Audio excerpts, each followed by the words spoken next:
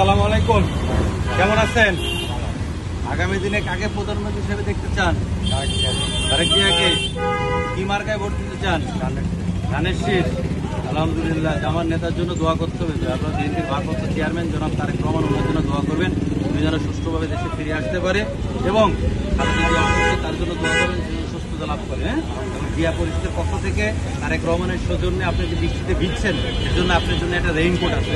এই রেইনকোটটা আপনাকে আমরা দিলাম আমাদের তারেক রহমানের সৌজন্যে। এটা নেন, রেইনকোটটা আপনি পরবেন, পরে বৃষ্টির মধ্যে নেন, পরে গেছেন।